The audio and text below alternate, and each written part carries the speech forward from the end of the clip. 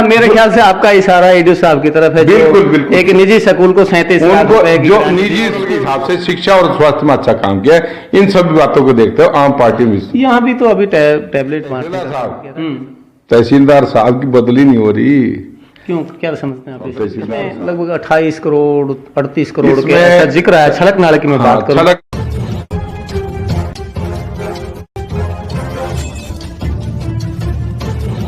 नमस्कार, आप देख रहे हैं ओके न्यूज हरियाणा और मैं हूं सतेंद्र यादव। तो आप देख रहे हैं हरियाणा का नंबर 1 चैनल जो पूरी तरह से विज्ञापन फ्री है, क्योंकि खबरों से अब समझौता नहीं होगा।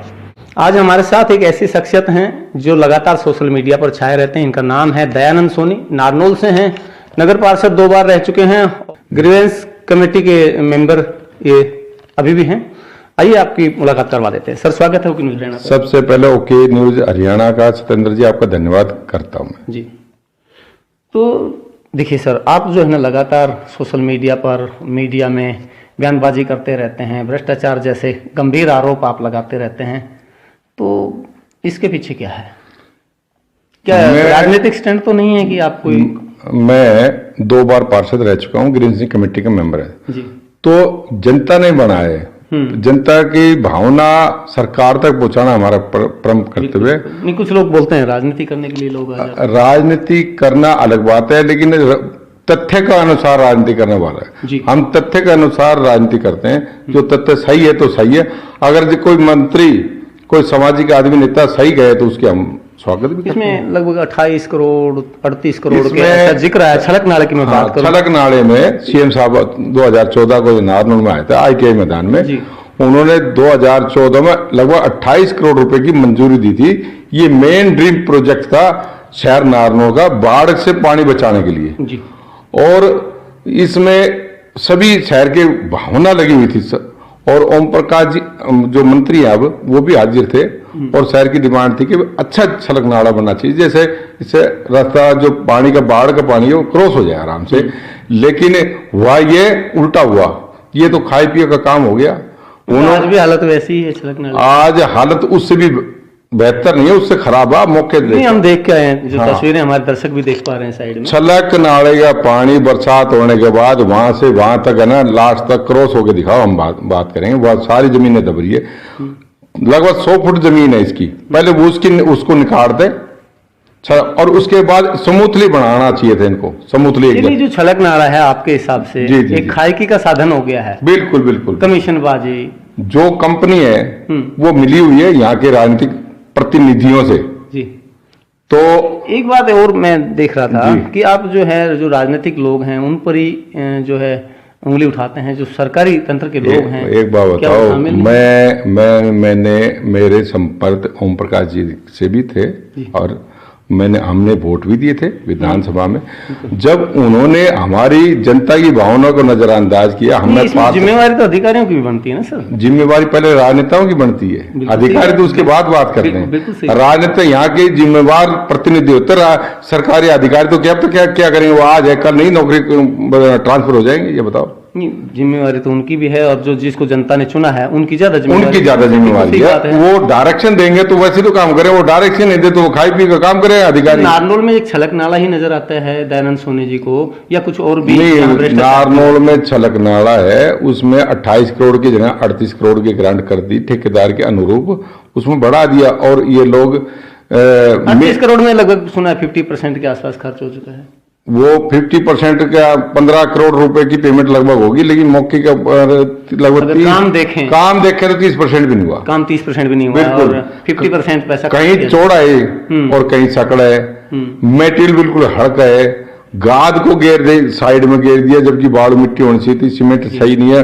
ईंटों का हमने वीडियो बनाई थी, ऊपर भी भेजी थी, ईंटों की सैंपलिंग नहीं है। और जो लोकल आदमी है उसकी वीडियोग्राफी द्वारा कोई भी वीडियोग्राफी नहीं हुई। जब सैंपल लेते हैं वो अपने आप ही सैंपल ले रहे हैं, ये बताओ। मतलब क्या बोलते हैं वो, घर की भाई और काका लिखने घर का। ये तो मेरा एक सवाल बीच में छूट गया था कि छलक नाले के भ्रष्टाचार के अलावा और कहीं भी नारनौल, छलक नाला के अलावा जो किला रोड है जी। जैसे किला रोड वाली सड़क है वो भी इसी कंपनी के द्वारा है, उसका भी हमने आवाज उठाई बार बार। प्रॉपर्टी आईडी बार बार, मतलब आप एक तरह से ये इशारा कर रहे हैं कि बार बार एक ही कंपनी को ये कॉन्ट्रैक्ट दिया जाता है, हाँ। ताकि सब मिल बैठ के खाया जा सके। बिल्कुल आपका आरोप बिल्कुल यही है मेरे बिल्कुल, हिसाब से। वो उसके पीछे और मिल रहे हैं। कॉन्ट्रैक्टर वो कंपनी है, लेकिन उसके पीछे राजनीतिक आदमी यहाँ मिले हुए हैं। मतलब ज्यादा राजनीतिक लोगों का हिस्सा है। आप बिल्कुल ये कहने की बिल्कुल, कोशिश यही कर बात रहे है हैं। जी, यही बात है।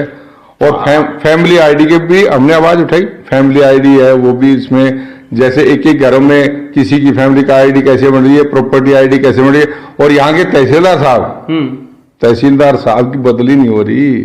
क्यों, क्या समझते हैं आप? तहसीलदार साहब का ऊपर अच्छा प्रतिनिधि है वो, तो तहसीलदार साहब वो कहते हैं हमारे यहाँ के प्रधानों के अलावा तो मेरे घर में ही 4 प्रधान है, वो ये कहते नहीं, हैं। प्रधान तो हो सकता है उनके पास में और भी ज्यादा होंगे, जी। पर वो एक सरकारी कर्मचारी हैं, वो नारनौल में ड्यूटी कर रहे हैं, इससे आपको कहाँ दिक्कत है? नहीं, नारनौल में लोगों के काम तो नहीं हो रहा ना, जिस हिसाब से रजिस्ट्रियां नहीं हो रही।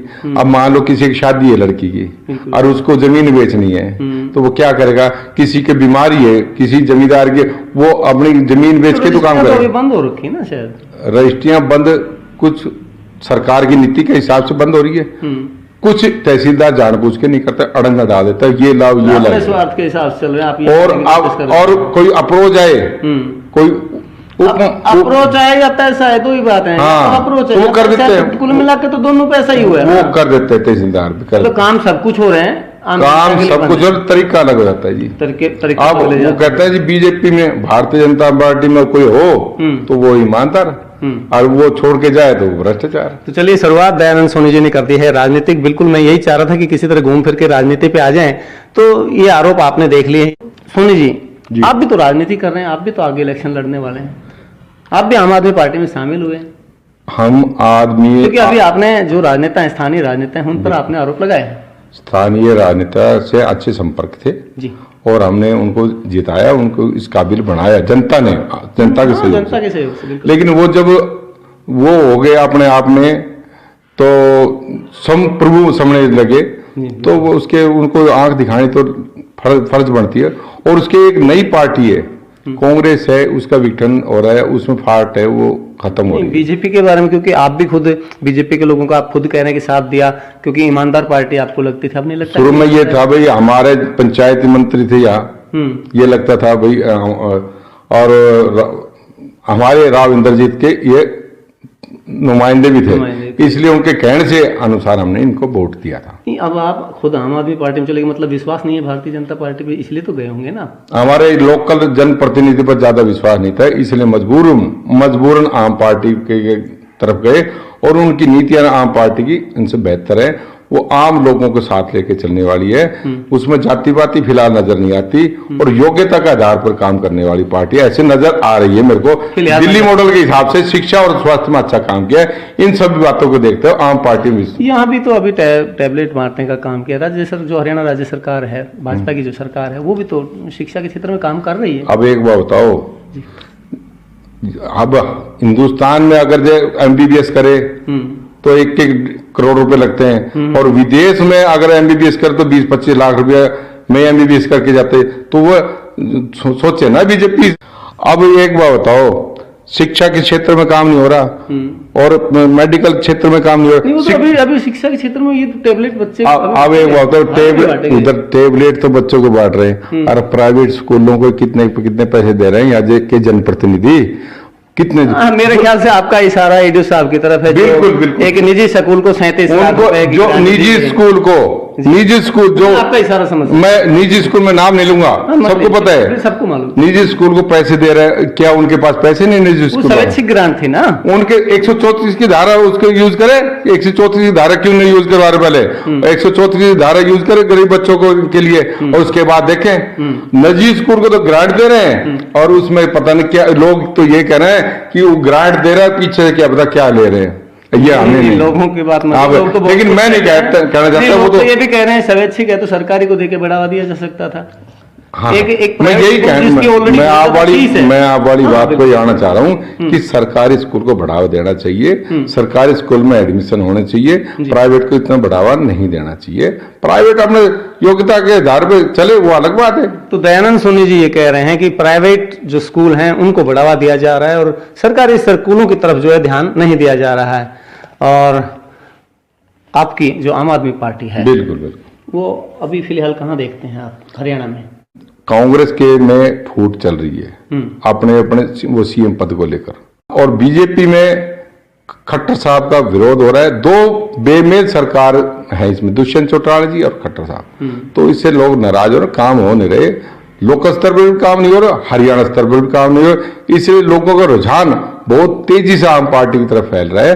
वो दिल्ली मॉडल देख रहे हैं कि भी दिल्ली में आ गया, पंजाब में आ गई और अच्छा प्रदर्शन किया, तो आम पार्टी गरीबों के लिए, असहायों के लिए और गरीब सबको साथ लेके चलने वाली है। इसमें कोई जाति पाति का भी रोल नहीं है, योग्यता है, इसके सर्वे के आधार पर टिकट मिलेगी आगे, ये हमें बता दो। चलिए दयानंद जी, अगली मुलाकात जल्द आपसे करते हैं। आपने हमें इतना कीमती समय दिया, इसके लिए शुक्रिया आपका।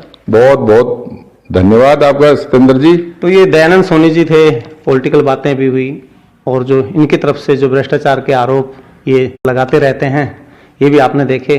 बहुत ही शालीनता के साथ इन्होंने सभी सवालों के जवाब दिए। अगला एपिसोड आपको जल्द दिखाते हैं। और ये चैनल जो आप देख रहे हैं, हरियाणा का नंबर 1 चैनल, जो पूरी तरह से विज्ञापन फ्री है, क्योंकि खबरों से अब समझौता नहीं होगा।